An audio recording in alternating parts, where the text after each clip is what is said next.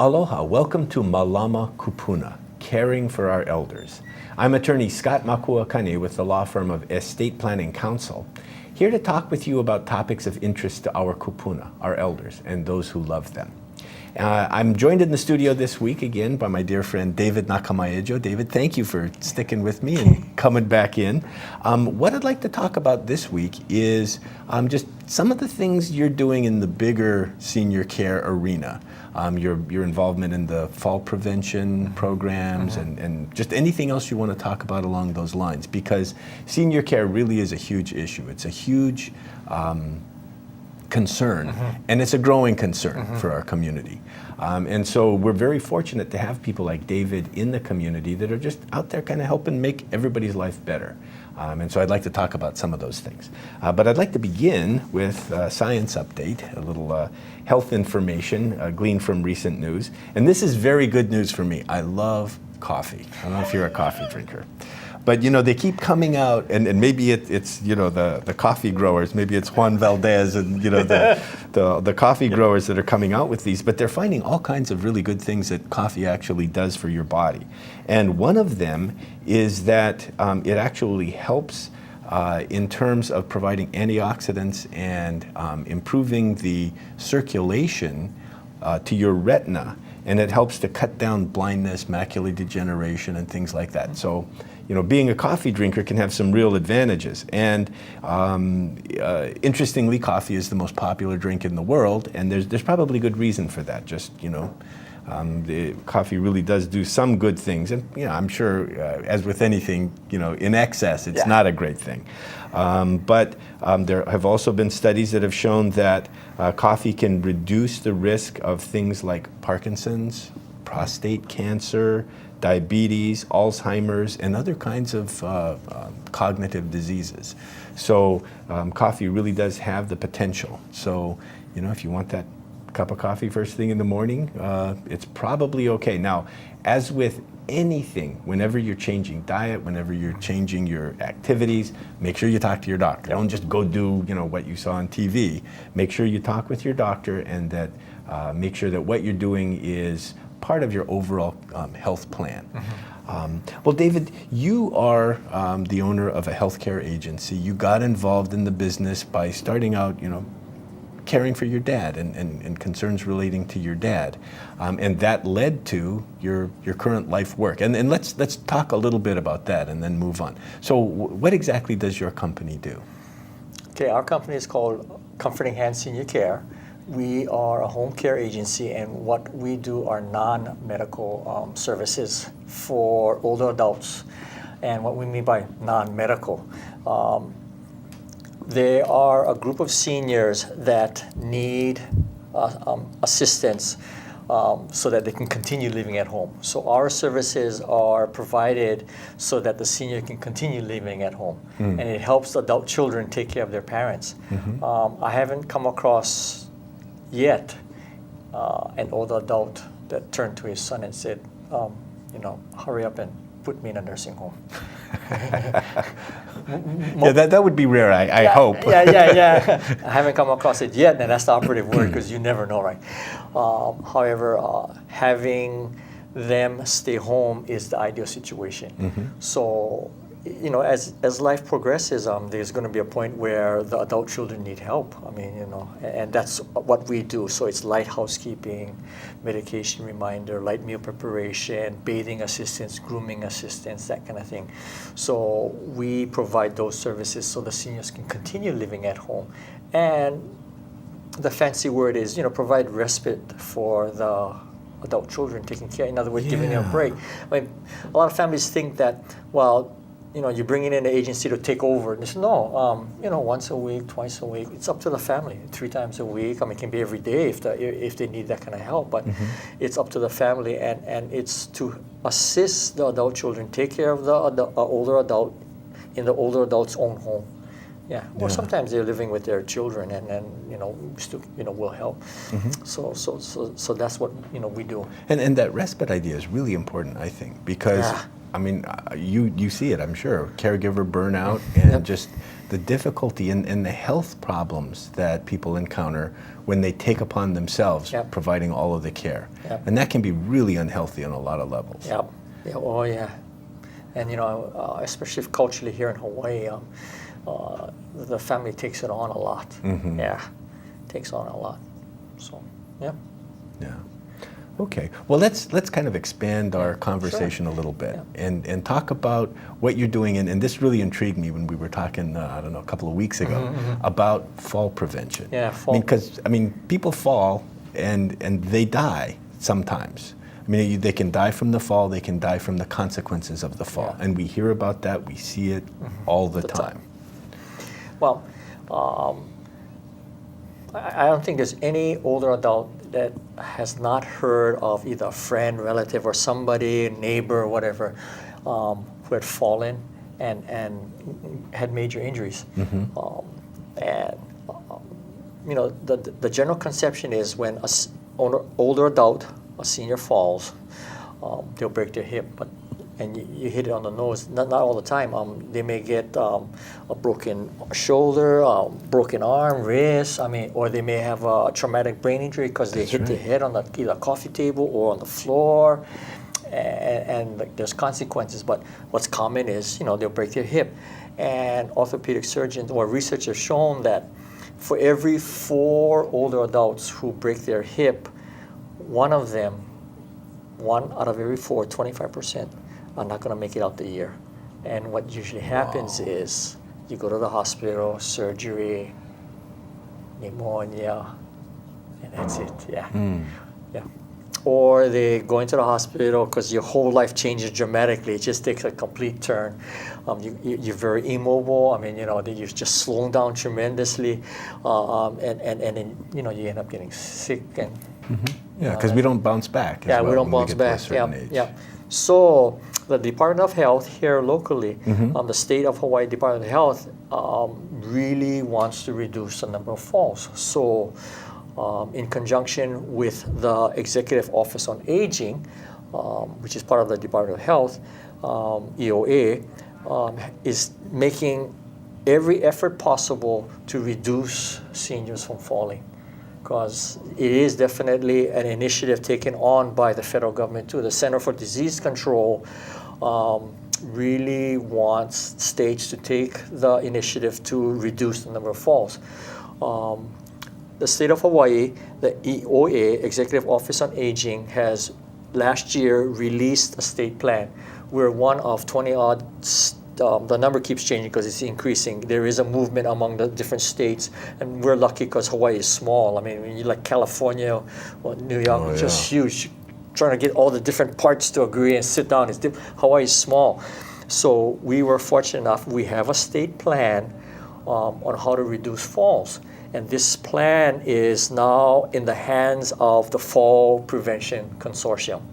What is that? It's an all-volunteer community-based member committee or consortium, and I'm part of it because it's a volunteer thing, and we are implementing the state plan. In other words, the state plan has come up with strategies to implement to reduce the number of falls, because it can be devastating. It's the hospital cost. We have in Hawaii the highest percentage of grandparents taking care of grandchildren. Oh. Yeah. Yeah, and that's part of it. So if the grandparent gets down and out, it impacts all the way down to the grandkids. That's right. Yeah. So I wasn't really thinking about that in an earlier conversation, but the caregiving goes both ways. Yeah, both ways. So it's like the whole family gets impacted. Yeah. So if we can just reduce the risk of falling, that'll help. We cannot eliminate completely because it happens. So what it is the state plan has been written, and we the consortium now are currently going through implementing it. A DVD is being developed. Well, let's get into the plan in just a minute, because I really do want to share about that. But it's time for a break. Estate planning isn't just for the super wealthy. There are some important legal documents that should be part of all of our rule books, the sets of instructions for what will happen if we're not able to give directions ourselves. To learn more, give us a call at 587-8227 to reserve a seat at one of our free, no pressure or obligation estate planning workshops. That's 587-8227, or check out the resources we've posted at www.est8planning.com. Aloha, welcome back to Malama Kupuna, Caring for Our Elders. I'm attorney Scott Makuakane with the law firm of Estate Planning Counsel, and I'm joined by David Nakamaejo, who owns a caregiving company, Comforting Hands Senior Care, but he's also very involved in our community in helping make sure that our seniors have every opportunity for just a long and fruitful life. And what we've been talking about is the Fall Prevention Consortium. And the government obviously has an interest in fall prevention because if we can cut down medical expenses, I mean, that's economically, that's good for us all. But just, within my family, I want to make sure that we don't have health problems. We don't have all of the consequences arising out of that, the emotional and just the physical problems arising out of that. So what is this initiative doing? Well, this initiative is aimed at zeroing in on reducing the risk of falling among seniors. We're not going to be, looking through rose-colored glasses saying we eliminate falls. It's not possible. We just want to reduce it because in Hawaii, on average, one senior every hour is being statewide. This is the whole state is being transported to the ER because of a fall. No way. Yeah, every hour, about every hour. Yeah. So that's quite a bit. So within the next 24 hours from now, 24 seniors will be taken in. Because of a fall. Because of a fall. Wow. Okay. So again, what are the initiatives? What is this consortium doing? There are 4 foundations, and it's actually rather simple. Simple foundations, but hard to implement.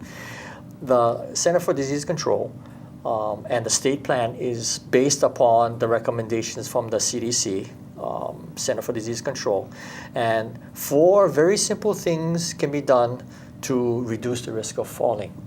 And one is have your eyes checked annually at least. And it shouldn't be just seniors, all of us, especially the older adult needs to get their eyes checked. And as you and I know, as we're getting older,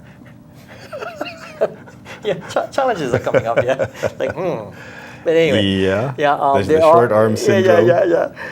There's a host of age-related challenges that as we age, we get through glaucoma, cataract, macular degeneration, as we were talking about earlier.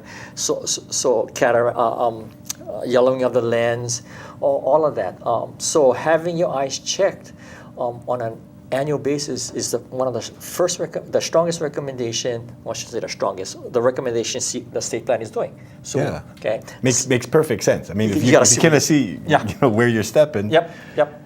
Next one is medication review. Research have shown that once a person starts taking 4 or more medication, the risk of conflict just increases. That doesn't mean that you are going to get, because when you see all these different physicians, and the cardiologist might be prescribing something, then your primary care physician might be doing. If you're going to a pulmonary, another prescription, you go to a rheumatologist because they're off. So 4 or more, you increase the risk. And I haven't found any senior yet that said, as I'm getting older, I'm taking less medicine. So one more thing for us to look forward to. One more thing. So they recommend that you take your medication to your pharmacist and have them review it.